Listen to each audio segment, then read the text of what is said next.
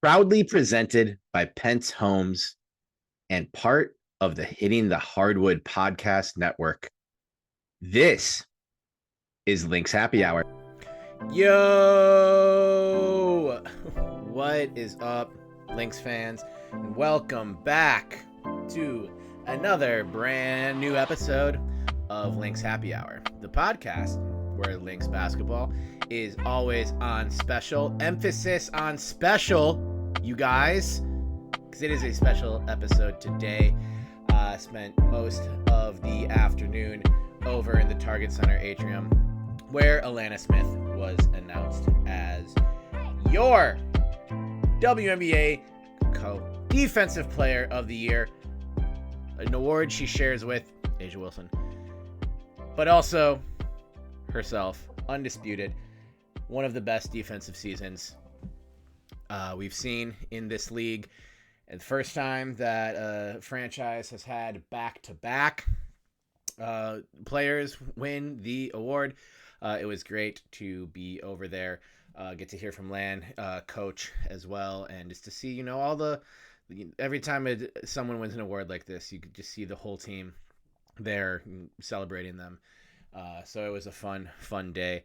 And for the first time on Lynx Happy Hour, a one-on-one sit-down with head coach Cheryl Reeve. Coach was kind enough to bless us with some of her time today, as it's a pretty busy time of year for her and for the entire coaching staff. So really appreciate you, Coach, for coming on with me for a bit. Always great to talk ball.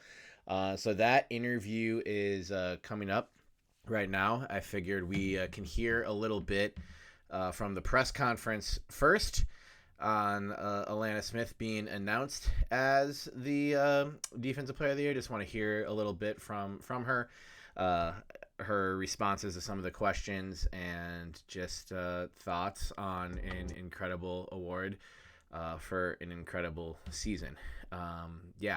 I am still recovering from being out there in San Jose for Game 2, and gosh, I gotta tell you guys, that was an awesome experience. Shout out to the Velks. Shout out to the Velks fans. Ball holla. I had a great time in San Jose. Shout out to my homie Diego Meneses, who I haven't seen for many years, but my homie in college, who's a San Jose native, and gave me some great recommendations. La Villa Italian Deli, the Chris combo, did not disappoint. So San Jose treated me very nicely, and God, just what a game. What a game. I won't talk much more about it here. I did that on Andrew's show, so go listen to that episode of the Missing Links podcast if you want to hear my immediate reaction to the absolute epic playoff win over there in Valhalla. Golden State Valkyries 74, your Minnesota Lynx 75. Moving on to the semis. Something this team does. Something Atisha Heidemann does. 7 trips to the semis in 7 years. Pretty good percentage. Something Dejanay Carrington does. 5 trips to the semifinals in 5 years in the WNBA. Pretty good percentage. As I'm recording this now, this is the final touch-up before this goes live. I'm hoping to get that up in the next few minutes or so. This will be some nice pregame listening, audio accompaniment to watching Liberty Mercury tonight. Here is some of the sights and sounds from Alanna Smith Day at the Target Center, and also my conversation with Cheryl Reeve right here, Lynx Happy Hour, where Lynx basketball always on special. Stick around.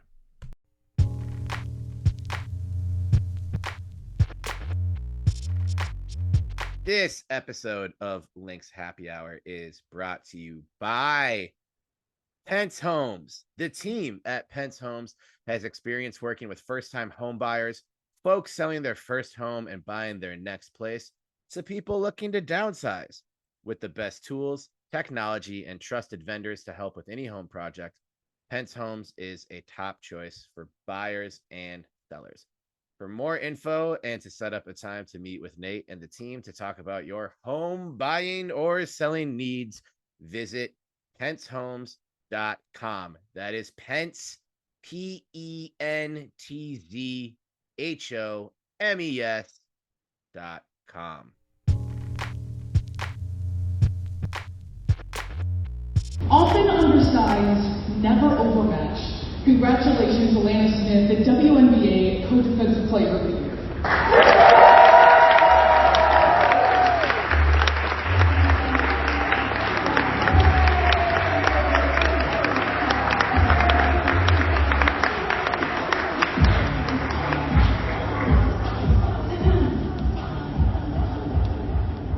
I'm going to put her further under the spotlight, which of course she loves. Welcome to Coach Reeve, too. This is the first Defensive Player of the Year award for Alanna Smith, third Lynx player to be honored with Defensive Player of the Year. Sylvia Fowles won in 2016 and 2021. Of course, Lisa Collier just last season, which means a Lynx player has won 3 of the last 5 Defensive Player of the Year. The Lynx also became the first team in WNBA history to have 2 different players from the same team in consecutive seasons win Defensive Player of the Year. That's a special legacy. For many highlights this season, I'm going to point out a couple of them. On June 24th against Washington had 26 points, 6 blocks in that game. Just the 12th player in WNBA history with a 25.6 block game.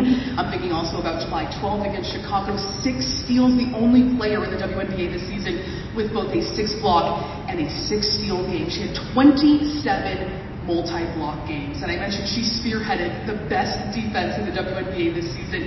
First in defensive rating, second in opponent points per game, second in opponent field goal percentage as well.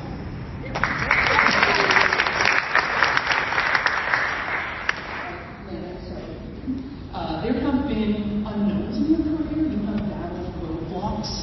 Now you're Defensive Player of the Year. What was your reaction upon receiving that award, and what does it mean to you? I kind of felt surreal, like you said. The journey to this point has been interesting, to say the least. And so to be recognized and awarded on a scale like this is just, I think, crazy for me personally. Just knowing where I was 3 years ago, 4 or 5 years ago, you know. So I was really proud of myself, and I'm really grateful for the people that have stuck in my corner, despite others not believing in me. I've had a really strong support system along the way, and I wouldn't be in this position without them. Coach Reeve, this is someone who personifies resilience as she's talking about her journey there. When did you start to think this is someone who could be the Defensive Player of the Year, and how did you react knowing she's won? Well, you never know in terms of awards that are voted on by media members who aren't necessarily well trained in defensive concepts, etc. So you don't know how the votes are going to go. But I can tell you, Elaine, you remember this, the first day of practice in 2024, first day of training camp, when I watched Land and Feet move together defensively, right? As a team, we really, TU stood out too that day. We're still working on stand-up days. But that was the first day. And I remember sitting with Lan, we were at a birthday party and sitting with Lan, and the trust was immediate. And I just said, do what you do. There's a lot of times we have schemes and we'll say to Lan, you know, you do what you think is right. There's that much trust, there's that much instinct in what she does. And, you know, it feels great that Lan goes from roadblocks to just blocks. I'm going to steal that one. Thank you. You were doing it. You were going roadblocks. I was like, she's going to hit him with I'm setting you up there. I mean, I assist. Lan, you've always been very open with us about the roadblocks you have to go through to get to where you are now, getting cut in 2022. How meaningful is it to you that anytime a talented player gets cut from here on out, whether it be training camp, mid-season, off-season, that your story will be one that's, you know, told to those players as a testament to perseverance and pushing to find their place in this league? Yeah, I think it's really important to lead by example, and like I've thought about this along the way. I've had a chance to reflect on what I've had to do to get here, and I think like I was speaking about this to a friend of mine the other day about just get up again better. And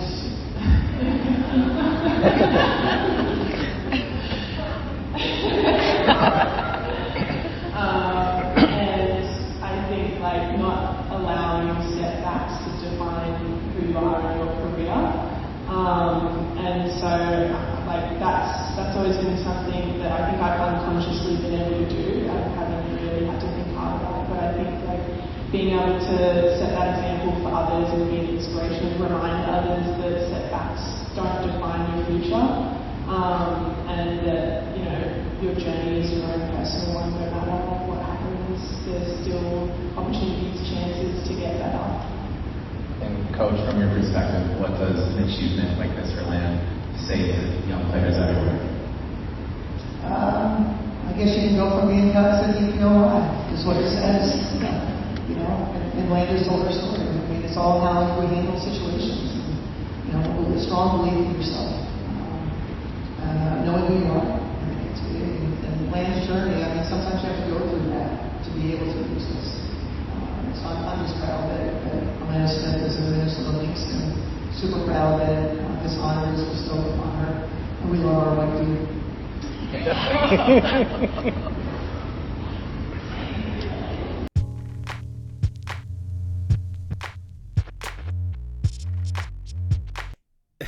I apologize for the quality of the audio there. It was just on, that's my phone recording the press conference in that, you know, giant room, almost open air atrium on the 100 level of the Target Center. But that's Cheryl Reeve saying, if you couldn't hear, we love our white deer. Not so subtle response to Becky Hammond saying, there's no comparison. A white-tailed deer looks really good until an elk walks in the room. And I'm going to leave that at that. I love the response. And you could kind of, even with that grainy audio, you could hear that registering with everyone in the room. Just wanted to share a little bit of that audio aside. And let's go right now to my one-on-one sit-down. Mere minutes after that, with Coach Cheryl Reeve.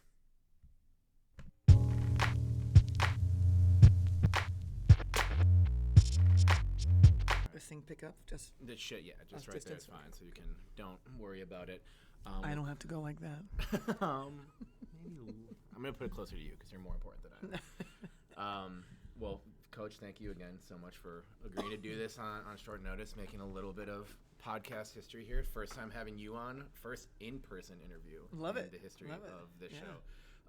Talking moments after Lan was just awarded with Defensive Player of the Year award. Don't want to make you repeat all the material we just got, but just, you know, how exciting is a day for this, for you, for Lan, and for the Minnesota Lynx? Yeah, I mean, it's obviously a really proud day. We have goals that we set for our players, and you know, we just get to work after we set those goals, and it's the daily process of, you know, committing to what it takes to be successful at a high level. You know, back-to-back Defensive Player of the Year is extremely special. It's the first time it's ever been done for a franchise, and it's the reason why our team has a chance to be a contender for a championship. And so that's, you know, for Lan, as we know, you know, her journey, you know, was kind of windy, twisty kind of a journey, and I can't imagine the feeling that she got when the commissioner called to tell her that she would be a Defensive Player of the Year. So really proud of her. And the pride that you feel as a coach, I imagine it doesn't get old. You've gotten to preside over a lot of players winning awards like this. Does it ever get, not it ever gets old, but, you know, what is a day like this, you know, just for you and the things you feel for that player when they achieve something like this? Yeah, I mean, when you think about what our mission is as coaches, and what we believe is our job is to serve them to become the best that they can be, right? Players have different goals. They're at different places in their careers. And so we like to communicate, whether it's, you know, fee to start the year, last year. I said, look, if you're in the Defensive Player of the Year conversation, then our team is successful, right? And so, you know, we have those conversations, and it varies by the player. whether it's Natisha Heidemann, being Sixth Player of the Year, was we say in the conversation because you can't control voters and what they look at, but to be firmly in the conversation means our team is going to be very successful. And so I think for us, it's like we look at each player and go, how can we drive them to their greatest heights? What is it? What's next? Just because, Fee is MVP doesn't mean that the goals, like we gave her a 50-40-90 goal. So how do you keep challenging? Great players want that. So I really enjoy that part of it. And you can't just set a goal and say, Sylvia Fowles in 2017, we set a goal for her to be the MVP of the WNBA. And so you don't just leave the office and say, okay, go get them. You map it out. You say, okay, this is what has to happen. These are the steps we have to take to have an opportunity to put you in that conversation. And so it's the daily work, it's the collective, it's the whole staff buying in, it's the feedback in games, to reach these goals. And so that's fun. It's fun for coaches and players. Like I said, I think they enjoy that. They enjoy being pushed to reach their greatest heights. There's obviously a fair amount of discourse around this particular award being the first time it was a co-award in the awards history. And, people are like, how could voters vote for this person when, like, this person has this number? And it's a lot of numbers being thrown out there. And a colleague of mine, Nikias Duncan, mentioned there's a lot of people who aren't trained to do anything beyond, clicks, sort, rebounds, blocks, steals. That's exactly right. That's exactly right. What is, and laid out very smartly, the Land's numbers in pick and roll defense, drive defense, the idea of the shots that don't get attempted simply because she's there. What are some things that not just voters but media members and fans should be paying attention to on something that, like, defense, that's so difficult to quantify? Yeah, I mean it really is a fascinating thing for players to work so hard at their craft, and obviously they know what it is they're supposed to be doing, and then having people that aren't trained in the craft have to have an eye for, and it's very subjective. So I'm okay with that component to it. There's pros and cons to every voting system that you could come up with. And so I think in terms of if I were a voter, I always value an MVP from the best team in the league. I value Defensive Player of the Years from the best defensive team. Not everybody values that. You could get a DPOY for the 8th best defense. What's the metric you're looking at? So there, like you said, we're in a space that there's a lot of numbers out there now that we didn't used to have. And hopefully those that, just did the, as Nikias mentioned, the sort, and like, how does this turn out? We can dive so much, deeper. But I think for me, I go, okay, who was hard to play against? Maybe the, they're not number one in a category, but if I can't make an entry pass, or if I'm in a timeout and I have to scheme against this player, I got to make sure they're not involved in this play. Well, that player probably should be involved in the Defensive Player of the Year conversation, or all defensive team. And so it is what it is. I think coaches would vote things differently, but we've done that before, and there are problems with that system as well. Right. You have, unfortunately, the unintended consequences or biases towards players or other coaches or other franchises and things like that make it maybe not the best system. So, I don't know. I think watching the game, I've said this before too, media members that are writing about our sport, can write better and more in-depth stories the more they watch. And now that the games are so consumable, all you have to do is have a work ethic as a media member. It's irresponsible to have a vote in something and don't just go to stats. Like, watch the game. That's what we do. Like, we go watch the video or see the stats and then go watch the video to match it up and say, okay, now I understand, right? You know what? They lead the league in steals, but like, why is their team's defense so bad? Well, probably because they're out of position all the time trying to get steals. So not every steal is a good steal. And so, just having that, maybe a mindset of educating ourselves. But again, ultimately, every vote, it's like when you go to the ballot box in the general election, it's subjective, and you're voting based on things that you value. Well, that's how it works in this too. Sure. We're chatting on Friday, September 19th, so coming off an incredible win in San Jose. You had mentioned after that game that it was important to you never viewed this as a 2-game series. Refused to accept the label as the Valkyries are underdogs. How important was it to have that mindset in a first game series, and then the manner in which you did win, overcoming seemingly insurmountable odds? How important is it to get tested like that in an opposing arena early in the playoff run? Does that were there other games similar to that happened in previous playoff runs that may have happened early where you got better because of it? I love that it happened. I loved the difficulty. I always, I think, I don't think you can achieve your greatest heights when it's easy, right? Because you're not tested in how you're going to respond when someone doesn't let you do something as pretty as you want to do it. If somebody at this point in the season, if somebody's letting you run your offense and getting easy shots, etc. I said this repeatedly to our players. Those teams aren't playing anymore. Those teams aren't playing anymore. The teams that are still playing are the ones that aren't going to let you. They scout their tails off, and they have a game plan, and they're singularly focused on our team. There's not a game that a different team that's sandwiched in here. It's just you. And so we pour a lot of hours, and the staffs have grown so much. There's so many resources being poured into it that it's going to be hard. Right. You're not going to get what you want, and it took us a while, to one, just defensively, be the team that we needed to be, and then two, offensively, understanding that was a kind of a game that I don't know that Golden State knew what they were doing every possession in their rotations. They just were playing hard and flying around. Made it a little chaotic. That's how their defense is. And, we had to have this mindset that it's not about the play. It's not about the, hey, you're going to get your first option, second option, or third option. It's about you're not getting any of that.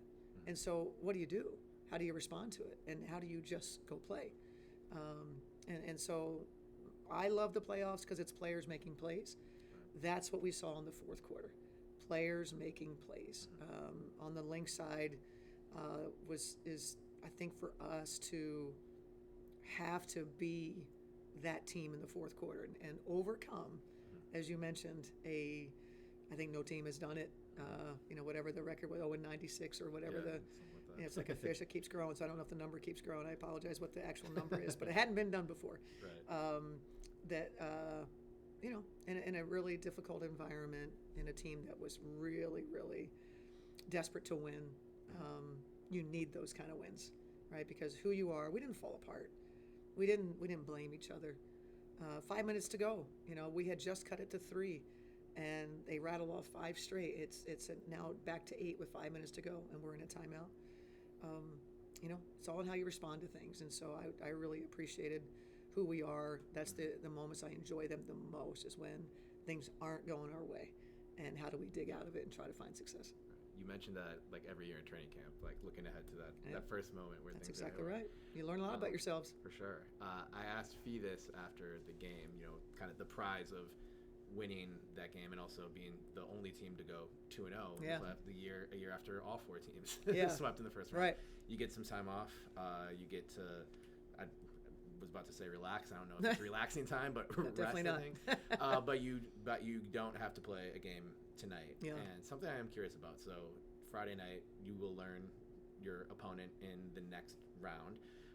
How do you approach, watching a game like that, and kind of what does it look like for you, without giving away company secrets? Because I know it, but the game's on TV. Right. Are you just watching it with the staff? Are you at home? Do you guys have a group Zoom where you're going through everything? It's kind of, what does a game like that look like? Well, our preparation has already started for every team in the playoffs, right? So we're not just on, for example, Golden State. We have other staff. Like I said, our staff has grown. And I think in terms of what we look like, there's team dinner tonight that we'll get together again each round. Our team gets together and have a nice dinner, and we won't get to watch the game because it doesn't come on until a little bit later. Our staff is constantly in a group message. Yeah. But here today, after we finish this podcast, we have sort of a think tank together, and we're preparing for each opponent. And so you have to put everything into you. You don't wait until you learn who your opponent is. We're fully down the path of each, and then at the end of the game, then you kick in your game plan, and you fill in any blanks maybe that you had, and you get ready to go have a good practice tomorrow. Right. So in terms of practice tomorrow, how does Saturday, the day after a game, preparing for a Sunday game, does that look any different from a logistical standpoint from like a regular season where maybe you get off a game tonight and you have a practice day? So you're saying for Phoenix or New York, what does it look like? Yeah. Yeah. Can't speak for them. I know our routine, obviously, after finishing a 3-game series would be you can't get on the court for any live with a 4:00 game local time. That would be, I think that'd be tough.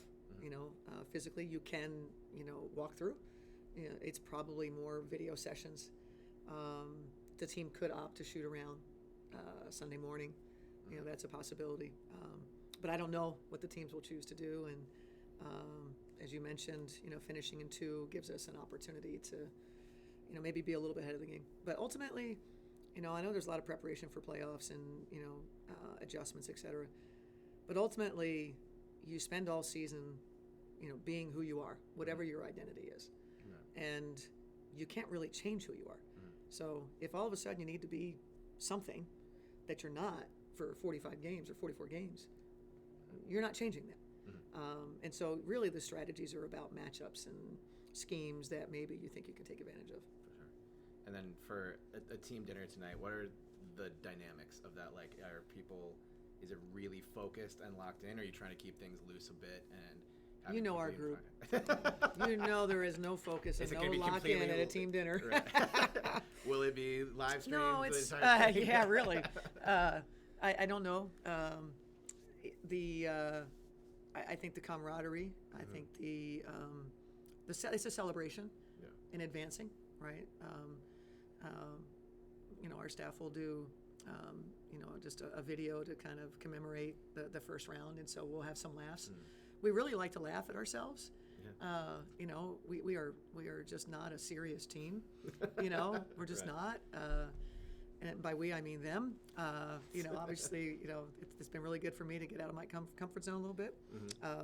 But no, it's a celebration and just getting ready to go experience hard times together. Just one more question for you, and I haven't asked anyone this in interviews, but I'm going to start because the name of the show is Lynx Happy Hour. If you are at happy hour with coaches, friends, whoever, what is like the go-to happy hour sort of like shareable appetizer? You would order for the table or just kind of like hope someone orders it, and when the waiter is like bringing it back and it's like, oh, this is for everybody, you can just set that right. Yeah. Well, it really depends on where I am. I mean, the most basic thing I'll probably say is chips and guac. Give me a good chips and guac. But yeah, some sort of, I'm kind of a dippy, kind of a, you give me some nice like spinach artichoke dip or some crab dip, or I'm kind of a dip kind of girl. For sure. Awesome. All right, well, Coach, thank you so much Thanks, for spending Terry. some time with me during the playoffs. Glad we got to do this. Appreciate it. I'll be here tomorrow. So. Good, and I'm excited wherever we're going, Phoenix or New York. You'll be on the journey with us. For sure. That'd be great. Yep. Thanks, Terry. Awesome. Thanks, Coach. Yep. Appreciate it. Yep.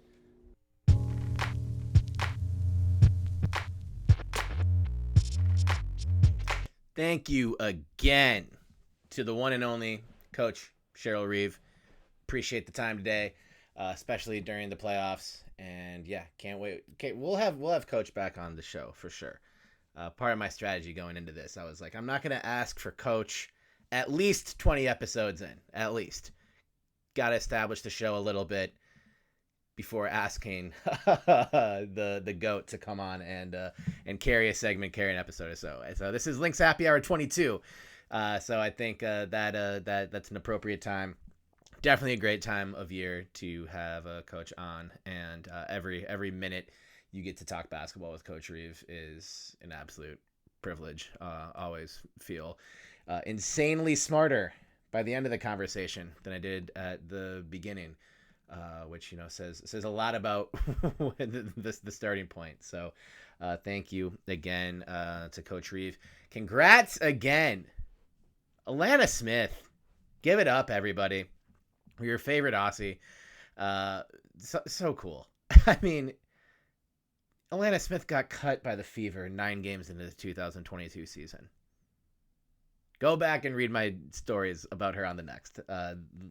I wrote in August how her resume was expanding and deserving of this award. And I wrote in May, still my longest reported piece for the next, over 3,000 words, which is really my jam. If they'd let me write things that eclipsed the WordPress estimated reading time of 20 minutes each day, that's what I would do. Because I don't care if anyone reads anything. I'm glad that people read it. I'm super appreciative of you fine people for reading it. But, you know, there's places that are like, oh, put up some clickbait that people can read in 2 minutes. Not my jam. I want to talk about this random town in Poland that Alanna Smith played and kind of found her career back. Kind of spread her wings a little bit. Gorzów, Poland. Gorzow. On the banks of the River Warta in western Poland. I was deep on the Gorzów Wikipedia page for that piece. They're like, how many paragraphs do you want to spend on this? And I was like, fucking 5. I think I got 3 in there on it. But yeah, I shared those links again recently. The inspiration for that was when Alanna Smith got second team all defense last year. And now she's a co-defensive player of the year with one of the best players to have ever done it, Asia Wilson. So shout out to Asia as well. See how easy that is, Becky Hammond, to just celebrate both amazing players on an amazing season. Yeah, both really, really good defensive players. And I'm excited to see what unfolds in these next rounds of the playoffs. And excited to see you guys at Target Center this week. Man, semifinal Sunday.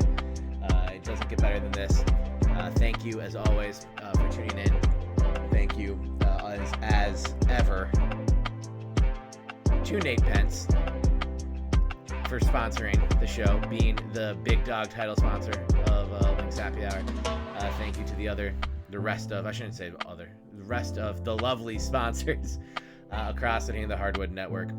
That means Homage, that means Fantasy Sports Evo, that means Firehawk Construction, that means Hitting the Hardwood with Mitchell Hansen, Missing Links with Andrew Dukowitz, and Lynx Happy Hour with me, Terry Horseman. The podcast where Lynx basketball is always on special. Thanks for tuning in, Lynx fans. You have been excellent. I have been Terry Horseman, and I will see you again next time, and probably before that, for semifinals, games 1 and 2 at Target Center, baby. Have a great weekend, everybody. Peace.